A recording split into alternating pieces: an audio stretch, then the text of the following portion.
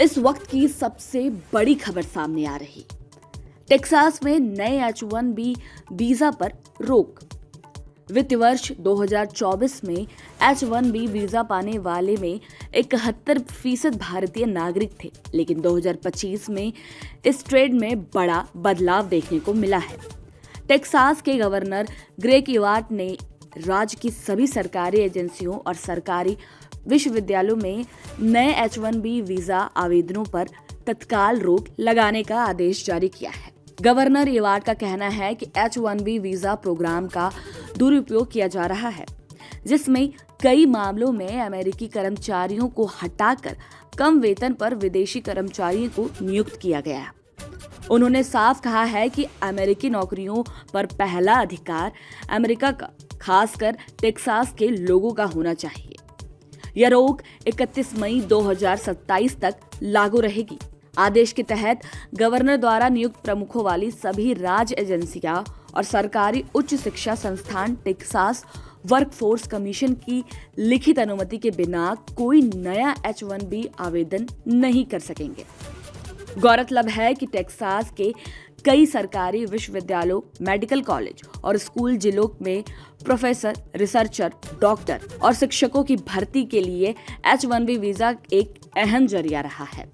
इसके अलावा सभी संबंधित एजेंसियों और विश्वविद्यालयों को 27 मई 2026 तक विस्तृत रिपोर्ट सौंपनी होगी, जिसमें H-1B वीजा धारकों की संख्या, उनका देश, नौकरी का प्रकार, वीजा अवधि और स्थानीय उम्मीदवारों को प्राथमिकता देने के प्रयासों की जानकारी शामिल होगी।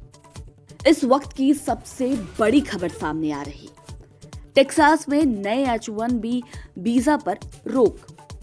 वित्त वर्ष 2024 में H-1B वीजा पाने वाले में 71% भारतीय नागरिक थे, लेकिन 2025 में इस ट्रेंड में बड़ा बदलाव देखने को मिला है।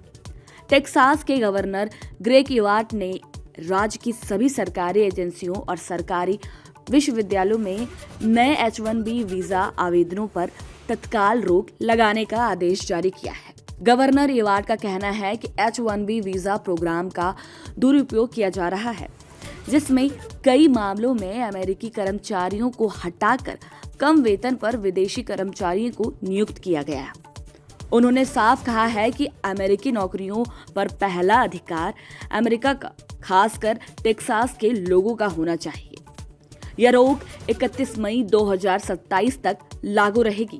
आदेश के तहत गवर्नर द्वारा नियुक्त प्रमुखों वाली सभी राज्य एजेंसियां और सरकारी उच्च शिक्षा संस्थान टेक्सास वर्कफोर्स कमीशन की लिखित अनुमति के बिना कोई नया H-1B आवेदन नहीं कर सकेंगे। गौरतलब है कि टेक्सास के कई सरकारी विश्वविद्यालयों, मेडिकल कॉलेज और स्कूल जिलों में प्रोफेसर, रिसर्चर, डॉक्टर और शिक्षकों की भर्ती के लिए H-1B वीजा एक अहम जरिया रहा है। इसके अलावा सभी संबंधित एजेंसियों और विश्वविद्यालयों को 27 मई 2026 तक विस्तृत रिपोर्ट सौंपनी होगी, जिसमें H-1B वीजा धारकों की संख्या, उनका देश, नौकरी का प्रकार, वीजा अवधि और स्थानीय उम्मीदवारों को प्राथमिकता देने के प्रयासों की जानकारी शामिल होगी।